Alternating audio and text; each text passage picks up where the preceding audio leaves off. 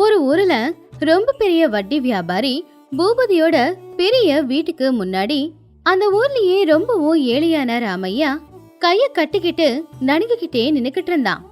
ராமையாவோட முகத்துல ஒரு வறுமை, அவன் கண்ணுல கண்ணீர், வயித்துல பசி, மனசுல துக்கம், இது எல்லாம் கலந்திருந்துச்சு. ஐயா, பூபதி ஐயா, நீங்க எங்களுக்கு கடவுள் மாதிரி. என் வீட்டுல நானும் என் பொண்டாட்டியும் சாப்பிட்டு ஒரு வாரம் ஆகுதுங்க ஐயா. நான் ஆம்பளை தாங்கிப்பேன், ஆனா என் பொண்டாட்டி பசி தாங்க முடியாம ரொம்ப கஷ்டப்பட்டுக்கிட்டு இருக்கா. இந்த பசியால எங்க உசிரே போற மாதிரி இருக்கு. உங்க வயல்லையோ இல்ல உங்க ஹோட்டல்லையோ ஏதாவது ஒரு கூலி வேலை போட்டு கொடுங்க ஐயா. நானும் என் பொண்டாட்டியும் வயிறார 3 வேளை நிம்மதியா சாப்பிடுவோம். தயவு பண்ணி எங்க மேல கருணை காட்டுங்க ஐயா. என்ன சொல்ற ராமோ, உனக்கு என்னோட ஹோட்டல்ல வேலை கொடுக்கணுமா? இந்த எலும்பு கூடு உடம்ப வச்சுக்கிட்டு உன்னால ஒரு மூட்டைய கூட தூக்க முடியாது. என்னோட ஹோட்டல்ல வேலை செய்யறதுக்கும் ஒரு தகுதி வேணும்டா. உன்ன மாதிரி அழுக்கு துணியை போட்டுக்கிட்டு எலும்பு கூடு உடம்ப வச்சுக்கிட்டு வந்துட்டா உனக்கு என் ஹோட்டல்ல வேலை செய்யற தகுதி வருமா என்ன? உன்ன மாதிரி ஒருத்தன் என் ஹோட்டல்ல வேலை செய்யறத பார்த்தா ஜனங்க யாருன்னா வருவாங்களா? உனக்கு என்னால வேலை கொடுக்க முடியாது. போய் சந்தையில பிச்சை எடுப்போ. ஐயா, தயவு பண்ணி வேலை இல்லைன்னு மட்டும் சொல்லி அனுப்பாதீங்க ஐயா. நீங்க என்ன வேலை கொடுத்தாலும் நான் செய்வேன். என் உடம்ப வச்சு மட்டும் தயவு செஞ்சு என்னை எடை போடாதீங்க. ஏன்னா என் பொண்டாட்டி உயிரோட இருக்கணுமே.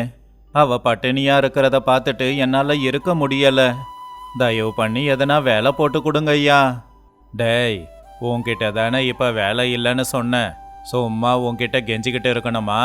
என் வீட்டு வாசலுக்கு வந்து தோணான்னு பேசாத. என் நேரமெல்லாம் வீணா போகுது. உன்னை பார்த்தாலே 4 நாளைக்கு சாப்பிட முடியாது. டேய், யாருடா அங்க? இவனை கழுத்தை பிடிச்சி வெளியில தள்ளுங்க. இனி என் வீட்டு வாசலை இவன் மிதிக்கவே கூடாது. உடனே பூபதியோட ஆட்கள் வந்து ராமையாவை பிடிச்சி வேகமா கீழே தள்ளி விட்டுட்டாங்க. ராமையா தூரமா போய் தெருவுல விழுந்தான். அவன் துண்டு தரையில விழுந்துருச்சு. அவமானம் தாங்க முடியாம பாவம் ராமையா தலை குடிஞ்சுக்கிட்டு கண்ணுல கண்ணீரோட அங்கிருந்து போய்கிட்டு இருந்தான். ஊஜனங்க பாத்துக்கிட்டு இருந்தாலும் அவங்களால எதுவுமே செய்ய முடியாம அவங்க அமைதியா இருந்தாங்க. மதிய நேரம் வெயில்ல மண் தெருவுல பாவம் ராமையா ரொம்பவும் கவலையோட நடந்து போய்கிட்டு இருந்தான். காலில் செருப்பில்ல. அந்த அனலுக்கு தர அவன் காலை சுட்டாலும் கூட அதை விட அவன் இன்னைக்கு பட்ட அவமானத்தோட வலிதான் அவனுக்கு பெருசா தெரிஞ்சுக்கிட்டு இருந்துச்சு. வேர்வை தலையிலிருந்து கொட்டிக்கிட்டு இருந்துச்சு. கண்ணீர் கண்ணுல இருந்து கொட்டிக்கிட்டே இருந்துச்சு. கடவுளே, ஒரு ஏழையா இருக்கிறது இவ்வளவு கஷ்டமா? 4 பேருக்கு நடுவுல ஒரு மனுஷனு கூட பார்க்காம இப்படி துரத்தி அடிச்சு அனுப்புறாங்களே. நான் இவங்க கிட்ட பணம் கேட்டு போனனா இல்ல உதவி கேட்டு போனனா? நான் கேட்டு போனது ஒரே ஒரு வேலையை தானே. அந்த வேலையை கொடுத்தா என்ன ஆயிட போகுது? கஷ்டப்பட்டு உழைச்சி சம்பாதிச்சு தானே என் வயித்தையும் என் பொண்டாட்டி வயித்தையும் நிரப்ப பார்க்கறேன். இதுல என்ன தப்பு? இந்த உசுரை விட்டுடலான்னு பார்த்தா பாவம் என் பொண்டாட்டி சீதாவோட நிலைமை என்ன ஆகும்? ஏற்கனவே அவ சாப்பிட்டு 4 நாள் ஆச்சு. என் உசுறு போயிடுச்சுன்னா என் பொண்டாட்டியும் உயிரோடு இருக்க மாட்டாளே. கடவுளே, நான் ஒரு கையால் ஆகாதவன். என்னை நம்பி வந்த என் பொண்டாட்டிக்கு ஒரு வேளை கஞ்சி கூட என்னால ஊத்த முடியல. அப்பதான் அந்த வழியில போற சில கூலி ஆட்கள் ராமையாவை பார்த்து கிண்டல் பண்ண அங்க வந்தாங்க. என்ன ராமையா, காலையிலேயே ஜமீன்தார் வீட்டுக்கு போன போலையே. எதுக்கு? அவர் ஹோட்டல்ல எதனா மிச்ச மீதி இருந்தா உனக்கு தூக்கி போடுவாருன்னு போனியா? பசி தீந்துச்சா? அவ்வளவுதானடா. கஷ்டப்பட்டு உழைச்சி வாழ முடியலன்னும் போது 4 பேர் கை காலை பிடிச்சாவது வாழணும் இல்லையா? நமக்கெல்லாம் எதுக்குடா இந்த சுய கௌரவம்? ராமையாவுக்கு அவங்க கிண்டல் பண்ணதை கேட்டு கோவம் துக்கம் ரெண்டுமே வந்தாலும் எதுவுமே பேச முடியாம தலையை குனிஞ்சுக்கிட்டு அவன் அங்கிருந்து அமைதியா கிளம்பி போயிட்டான். வீட்ல ராமையாவோட பொண்டாட்டியான சீதா ரொம்பவும் சோர்வா ஒரு மூலையில கட்டுல சாஞ்சி உட்காந்துக்கிட்டு இருந்தா. புருஷன் வீட்டுக்குள்ள வந்ததும் திறக்க முடியாம கண்ணை திறந்து பார்க்கும்போது புருஷன் ஏதாவது வாங்கிட்டு வந்திருக்கானோன்னு நினைக்கும் போது திடீர்னு அவன் முகத்துல இருந்த சோகம், கையில ஒண்ணுமே இல்லாததை பார்த்து நிலைமைய அவ புரிஞ்சுக்கிட்டான். ஏங்க, அந்த பூபதி உங்களுக்கு வேலை கொடுத்தாராங்க? என்னால பசி தாங்க முடியலங்க. வயிறெல்லாம் இழுத்து பிடிக்குதுங்க. கொஞ்சோண்டு கஞ்சி தண்ணி இருந்தா கூட குடிச்சிட்டு உசுறு வாழ்ந்துருவேன் போலங்க. அவர் உங்களுக்கு வேலை கொடுத்தாரா இல்ல சாப்பாடாவது கொடுத்தாரா? என்ன மன்னிச்சிடு சீதா. பசியோட இருக்கிற உனக்கு ஒரு வேளை கஞ்சி கூட ஊத்த முடியாத நிலைமையில தான் நான் இருக்கேன். ஊர்ல எல்லார்கிட்டையும் வேலை கேட்டேன். ஏன் அந்த ஜமீன்தார்கிட்டையும் வேலை கேட்டேன். ஆனா என்ன நாய் அடிச்சு துரத்துற மாதிரி எல்லார் முன்னாடியும் துரத்தி அனுப்பிட்டாரு. ஊருக்காரங்களுக்கு கூட என்ன பார்த்தா கிண்டலா இருக்கு போல சீதா. என் வாழ்க்கை எதுக்கு இவ்வளோ மோசமாயிடுச்சு? கட்டுன பொண்டாட்டிக்கு ஒருவேளை கஞ்சி ஊத்த முடியாத நானு வாழ்ந்த என்ன புண்ணியம் போய் சேர்ந்துடலான்னு பார்த்தாலும் உன்னை தனியா விட்டுட்டு போக எனக்கு மனசு இல்ல. உன் பசிய தீக்கிறதுக்கு எனக்கு வழியும் இல்ல. அப்படி சொல்லாதீங்க. நீங்க அழுதா என்னால தாங்க முடியாது. அந்த பூபதிக்கு பண திமிரு. அதனாலதான் அவன் அப்படியெல்லாம் பேசியிருப்பான். அவன் பேச்ச நீங்க பெருசா எடுத்துக்காதீங்க. இந்த பசி கொடுமை கூட என்னால தாங்கிட முடியுங்க. என்னைக்காவது ஒரு நாள் நான் சாப்பிட்டு என் பசியை தீர்த்துப்பேன். ஆனா என் கண்ணு முன்னாடி ஏன் புருஷன் அலறத என்னால பார்க்க முடியாதுங்க. கடவுள் இருக்காங்க. என்னைக்காவது ஒரு நாள் ஒரு நல்ல வழி காட்டுவான். ராமையா வீட்டை விட்டு வெளியில வந்து ரொம்ப தூரம் நடந்து போயிட்டு ஒரு இடத்துல ஒரு மரத்துக்கு கீழே உட்காந்தான். அங்க ஒரு பெரிய கால்வாய் ஓடிக்கிட்டு இருந்துச்சு.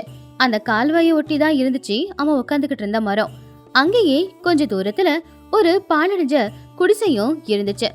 ராமையா ரொம்ப தூரம் வெயில நடந்து வந்ததுனால அவனுக்கு தொண்டையெல்லாம் வறண்டு போய் தாகமா இருந்துச்சு. தொண்டை வறண்டு போகுதே.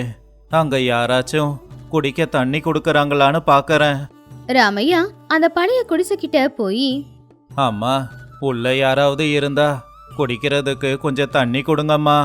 அப்படி ராமையாவோட குரல் கேட்ட உடனேயே அந்த வீட்டுக்குள்ள இருந்து ஒரு வயசான பாட்டி வெளியில வந்தாங்க. அந்த வயசான பாட்டி பேரு சூரம்மா. அவங்க கண்ணுல ஒரு கவலை இருந்தாலும் அவங்க முகத்துல ஒரு தெளிவும் இருந்துச்சு. யாருப்பா நீ இந்த நேரத்துல இங்க வந்திருக்க? சரி வா வா, வந்து உக்காரு, தண்ணிய கொண்டு வர, குடிச்சிட்டு ஓய்விடு அப்படின்னு சொல்லி பாட்டி வீட்டுக்குள்ள போய் ஒரு பழைய சொம்புல குடிக்கிறதுக்கு தண்ணியை கொண்டு வந்து கொடுத்தாங்க. ராமையாவும் அந்த தண்ணியை குடிச்சிட்டு அதே இடத்துல உக்காந்தான். நீ செஞ்ச உதவிக்கு ரொம்ப நன்றிம்மா. சரியான நேரத்துல குடிக்கிறதுக்கு தண்ணிய கொடுத்த. ஆமா, யாருமா நீ? இந்த கால்வாய் ஓரத்துல சின்ன குடிசையில தனியாவா வாழ்ந்துகிட்டு இருக்க? என் வாழ்க்கை காஞ்சு போன மரம் மாதிரி ஆயிடுச்சுப்பா. ஒரு காலத்துல நான் இந்த கால்வாய் ஓரமா தான் சின்னதா ஒரு ஹோட்டலை நடத்திக்கிட்டு இருந்தேன். என் வீட்டுல எப்பவுமே அடுப்பு எரிஞ்சுக்கிட்டு இருக்கோம். நான் சமைச்சா அந்த மனம் ஊர் முழுக்க பரவும். தோசை இட்லின்னு எல்லாமே ரொம்ப சுவையா செஞ்சு கொடுப்பேன். ஊருக்காரங்க எல்லாரும் வந்து என் ஹோட்டல்ல தான் சாப்பிட்டுட்டு போவாங்க. ஏழைங்க யாராவது பணம் இல்லாம வந்தா காசு வாங்காம அவங்களுக்கு வயிறார சாப்பாடு போடுவேன். ஆனா அப்பதான் அந்த பூபதி ஊருக்கு நடுவுல ஒரு பெரிய ஹோட்டலை திறந்தான். அந்த பூபதியா? அந்த பூபதி தாம்மா என்னையும் அவமானப்படுத்தனா? ஆமாப்பா, என் கடை இருக்கிற வரைக்கும் அவன் கடையில வியாபாரம் ஒழுங்கா நடக்கிறது இல்ல அப்படின்னு நான் செய்யற சாப்பாடுல கலப்படம் இருக்கு, இட்லி மாவு புளிச்சு போன மாவு அப்படின்னு புகார கிளப்பி விட்டுட்டு என் ஹோட்டலையே அவன் இழுத்து மூட வச்சிட்டான். ஆனா என் வீட்டுல சாப்பிட்டு வளர்ந்த அந்த ஊர் ஜனங்க நாங்க போவோன்னு சொன்னப்போ யாராவது அங்க போனீங்கன்னா கைய காலை வெட்டிடுவேன்னு அவன் மிரட்டிட்டாப்பா. பாவம், அதுக்கு பயந்தவங்க யாரும் என் வீட்டுக்கு வர்றதே கிடையாது.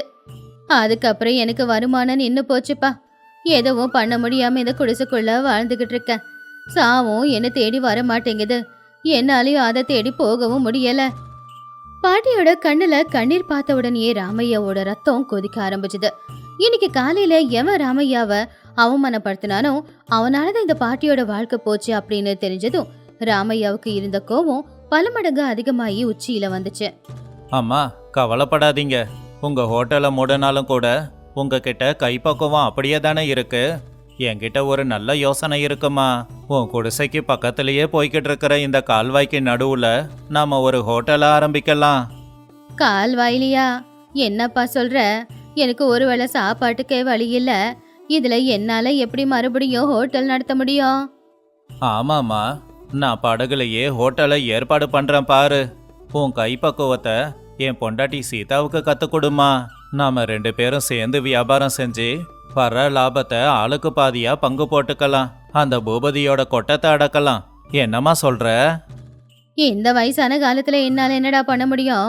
ஏற்கனவே அவனுக்கு என் மேல கோவம். நம்மள அவன் வாழ விட்டுருவானா? அவன் மேல எனக்கும் கோபம் இருக்குமா. இன்னைக்கு தான் என்ன அவன் அந்த அளவுக்கு அவமானப்படுத்தனா. நீ ஒன்று ஒரு வார்த்தை சொல்லுமா.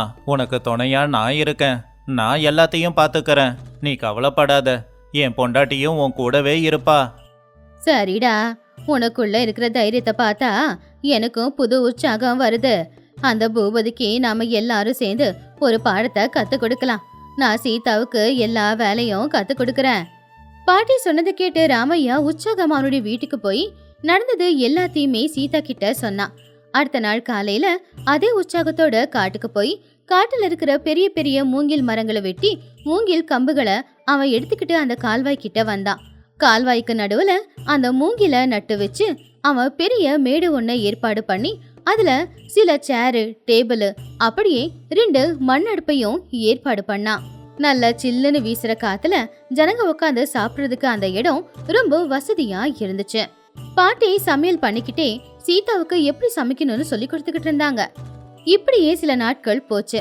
கால்வாயில தண்ணியில மிதந்துகிட்டு இருக்கிற அந்த ஹோட்டல் விஷயம் ஊர்ல எல்லாருக்கும் தெரிய வந்துச்சு. சீதாவும் பாட்டியும் 2 பேரும் சேர்ந்து உட்காந்து செய்யும்போது அந்த சமையலோட மனம் ஊரெல்லாம் பரவ ஆரம்பிச்சு அந்த கால்வாய் ஓரமா எல்லாரும் வந்து அதை பார்த்துக்கிட்டு இருந்தாங்க. அந்த சுவைக்கும் மனத்துக்கும் அவங்க எல்லாருமே உடனே பாட்டியோட ஹோட்டலுக்கு போய் சாப்பிட ஆரம்பிச்சாங்க. உண்மையிலேயே பாட்டியோட கைப்பக்குவம் ரொம்பவும் சுவையாவும் நல்லாவும் இருந்துச்சு. அங்க யாரெல்லாம் சாப்பிட வராங்களோ எல்லாருக்குமே நல்ல மரியாதையை கொடுத்து அவங்க விருப்பப்படுற மாதிரி அவங்களுக்கு சாப்பாடும் கொடுத்து கம்மியாத காசு வாங்கிக்கிட்டு இருந்தாங்க.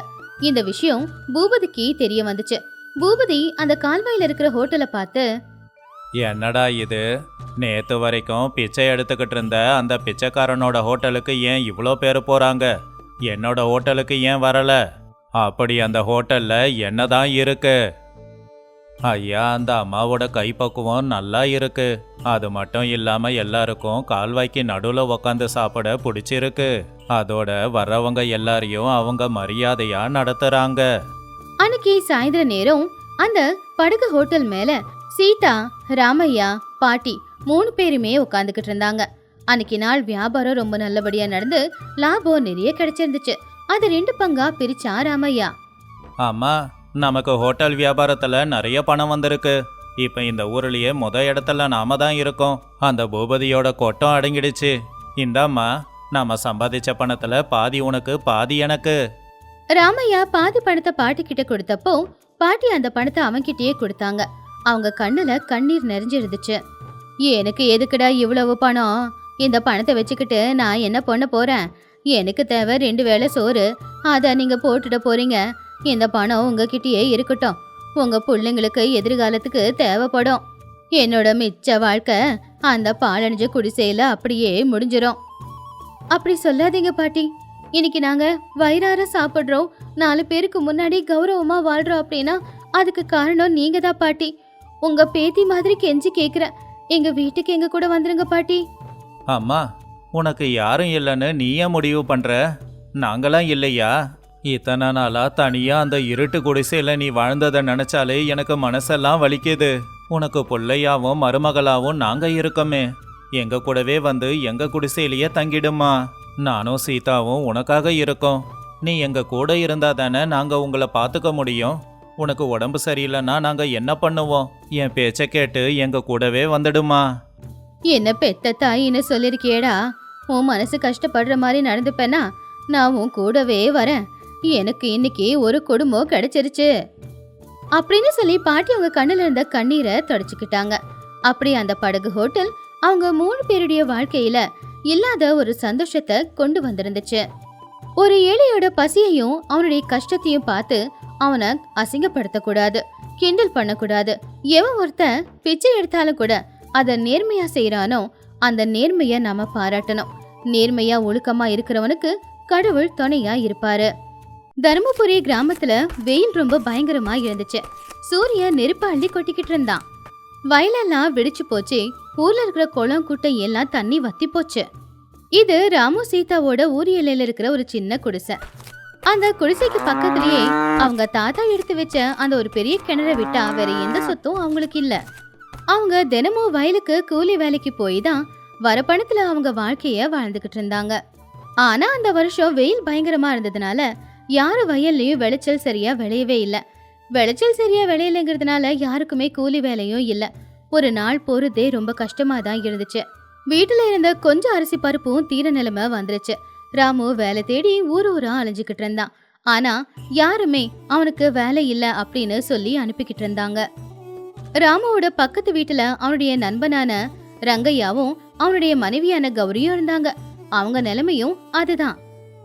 அந்த 2 குடும்பமும் ஏழை குடும்பமா இருந்தாலும் ஒருத்தங்களுக்கு ஒருத்தங்க உதவி செஞ்சுப்பாங்க. கொஞ்சோண்டு கஞ்சி இருந்தாலும் அதை 4 பங்கா போட்டு குடிச்சு அவங்க எல்லாரும் உயிர் வாழ்ந்துகிட்டு இருந்தாங்க. ஒரு நாள் மதிய நேரம், கடவுளே, எதுக்காக இந்த சோதனை? எதுக்காக எங்க மேல நெருப்பள்ளி கொட்டிக்கிட்டு இருக்க? நீ நெருப்பள்ளி கொட்டுறதால எந்த வயல்லையுமே விளைச்சல் விளையல. விளைச்சல் விளையாததால யாருமே எனக்கு வேலை தர மாட்டேங்கிறாங்க. நான் பட்டினியா இருந்தாலும் பரவாயில்ல, ஆனா என்னோட பொண்டாட்டி என்ன நம்பி என் கூட வந்தவ, அவ பட்டினியா இருக்கிறத என்னால தாங்கிக்க முடியல. என்னை எவ்வளவு வேணும்னாலும் கஷ்டப்படுத்து, ஆனா என் பொண்டாட்டிய தயவு செஞ்சு கஷ்டப்படுத்தாத. ஒரு புருஷனா ஒரு பொண்டாட்டிக்கு ஒரு கைப்பிடி அரிசியை கூட கொண்டு போய் கொடுக்க முடியாத நிலைமையில இருந்தாதான் உனக்கு அந்த கஷ்டம் தெரியும். தயவு செஞ்சு என் பொண்டாட்டியோட பசியை தீக்கிறதுக்கான வழியாவது எனக்கு காட்டு. உங்ககிட்ட நான் பெருசா வேற எதையுமே கேட்கல அப்படின்னு அழுதுகிட்டு தோல்ல போட்டிருந்த துண்டை எடுத்து அவன் கண்ணுல இருந்து வழியிற கண்ணீரை தொடச்சுக்கிட்டு ரொம்பவும் சோகமா அடிமேல அடி எடுத்து வச்சு வீட்டுக்கு கிளம்புனான். ராமு வீட்டுக்கு வரும்போது அவங்க வீட்டுக்கு வெளியில ரங்கையா, சீதா, கௌரி எல்லாருமே உட்காந்துக்கிட்டு இருந்தாங்க. எல்லாருடைய முகத்திலையும் பசி தெளிவா தெரிஞ்சது. எல்லாருடைய உதடும் கூட காஞ்சி போயிருந்துச்சு. ராமு வந்ததும் சீதா ஆசையா பார்த்தா. அப்ப ராமு தலையை குனிஞ்சு நின்னான். அவன் எதுவுமே சொல்லலனாலும் எல்லாருக்குமே புரிஞ்சு போச்சு அவனுக்கு வேலை கிடைக்கலங்கிறது. கவலைப்படாத ராமு, என் நிலைமையும் இதுதான். நானும் ஒரு ஊரா வேலை தேடி அலைஞ்சிக்கிட்டு தான் இருக்கேன். ஆனா விளைச்சலே விளையாத போது நமக்கு மட்டும் கூலி வேலை எங்கிருந்து கிடைக்கும்? ஆனா கவலைப்படாத, காலம் மாறும், நம்ம தலையெழுத்தும் மாறப்போகுது. காலம் மாறுமோ இல்லை நம்ம தலையெழுத்து மாறுமோ தெரியல ரங்கையா. ஆனா எனக்கு இருக்கிற கவலை ஒண்ணுதான். என்னை நம்பி வந்த என் மனைவி சீதா, உன்னை நம்பி வந்த உன்னோட மனைவி கௌரி, இவங்க பட்டினியா இருக்கிறத நம்மளால தாங்கிக்க முடியல தானே? அவங்க பசியை தீக்கிறதுக்காவது வருமானம் வேணுமேடா. எதுக்குங்க நீங்க இவ்வளவு கவலைப்படுறீங்க? கஷ்டமோ நஷ்டமோ உங்க கூட சேர்ந்து வாழுவேன் அப்படின்னு நான் சத்தியம் பண்ணி தானே உங்க கூட வாழ வந்திருக்கேன். நீங்க பசியோட இருக்கும்போது என்னோட பசியை பத்தி எதுக்கு யோசிக்கிறீங்க? நமக்கு துணையா ரங்கையண்ண, கௌரி அண்ணி இருக்காங்க. இந்த பசி கொடுமையெல்லாம் ஒரு கஷ்டமே இல்லைங்க. ஆமா ராமு அண்ணன், என்ன பண்றது, வாழ்க்கை எப்பவும் ஒரே மாதிரி இருக்காது. பசியா இருக்க வேண்டாம், வீட்ல ஒரே ஒரு சோள ரொட்டி இருக்கு, கொண்டு வரேன். 4 பேரும் அதை 4ஆ பங்கு போட்டு சாப்பிட்டுக்கலாம். காலம் மாறும்போது எல்லாத்தையும் பார்த்துக்கலாம் அப்படின்னு கௌரி சொன்னது கேட்டு 4 பேரும் ரொம்பவும் கவலையா கண்ணுல கண்ணீரோட உக்காந்துக்கிட்டு இருந்தாங்க. அடுத்த நாள் காலையில வெயில் மறுபடியும் அதோட தாக்கத்தை காட்டுச்சு. சீதாவுக்கு தொண்டை வறண்டு போச்சு. பானையில பார்த்தா சுத்தமா குடிக்க தண்ணி இல்ல. அதனால சீதா பக்கத்துல இருக்கிற கிணத்துல தண்ணி எடுக்கிறதுக்காக போனா. கடந்த 6 மாசமா அந்த கிணத்துல தண்ணியே இல்ல. அந்த கிணறு ரொம்ப ஆழமா இருந்தாலும் கூட சொட்டு தண்ணியே இருக்கல. அப்ப ஆசையா சீதா அந்த கிணத்தை எட்டி பார்க்கும்போது அவளுக்கு அங்க ஒரு அதிசய காட்சி தெரிஞ்சது. அவ ரொம்பவுமே ஆச்சரியப்பட்டா. என்னங்க ரங்கையண்ண, கௌரி அண்ணி, எல்லாரும் கொஞ்சம் இங்க வாங்கல, சீக்கிரமா வாங்கல அப்படின்னு சீதா கூப்பிட்டதும் எல்லாரும் வேகமா அங்க ஓடி வந்தாங்க. என்னவோ ஏதோ அப்படின்னு ரொம்ப பதட்டமா. என்னாச்சு சீதா, ஏன் கத்திக்கிட்டு இருக்க?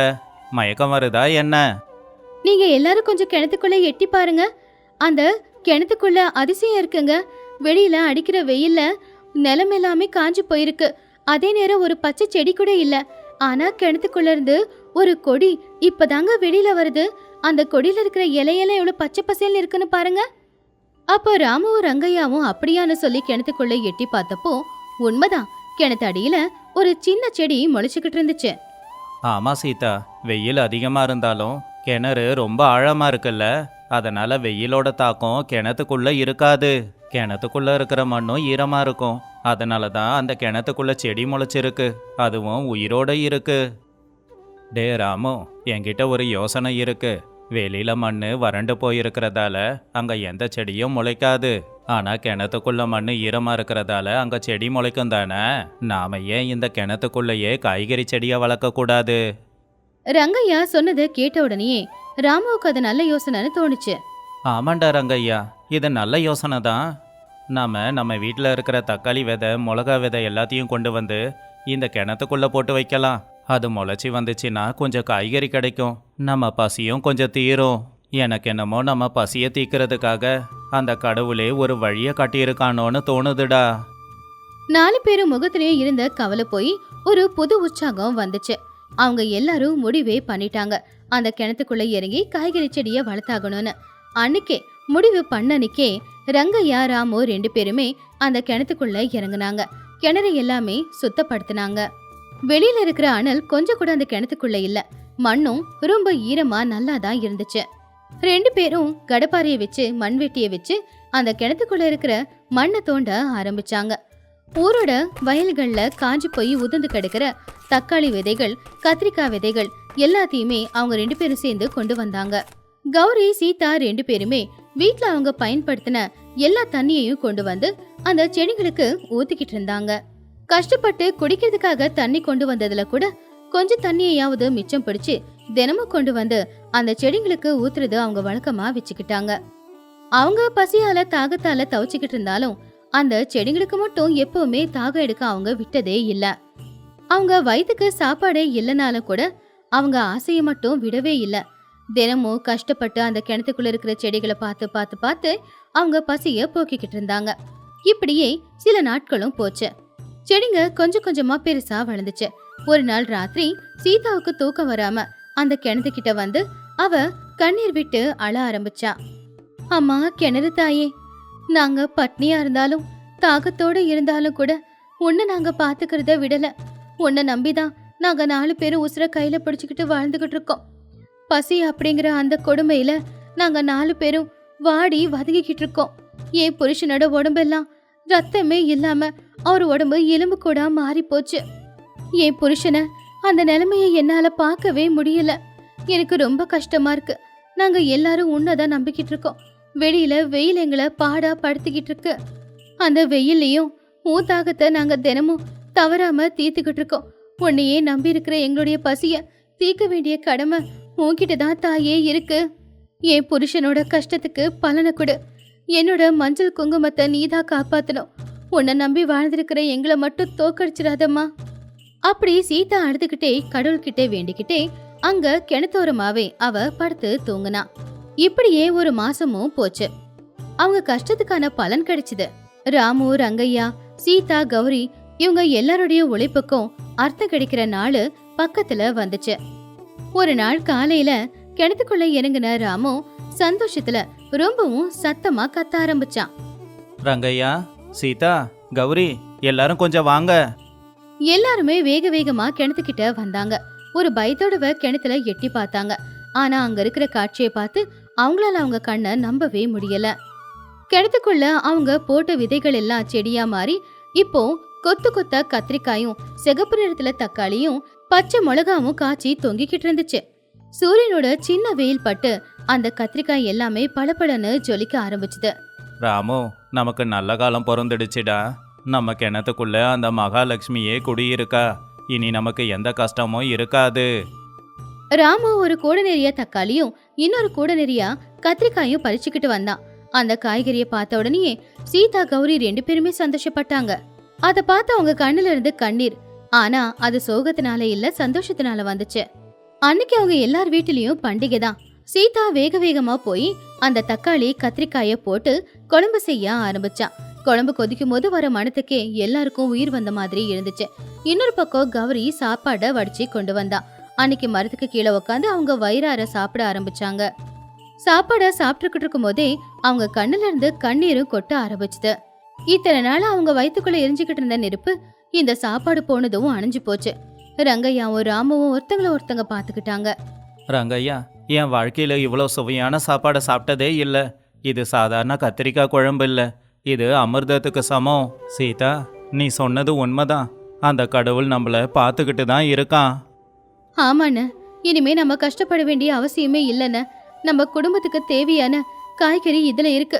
இனிமே நம்ம பட்னியா இருக்க வேண்டிய அவசியமே இல்லைண்ண.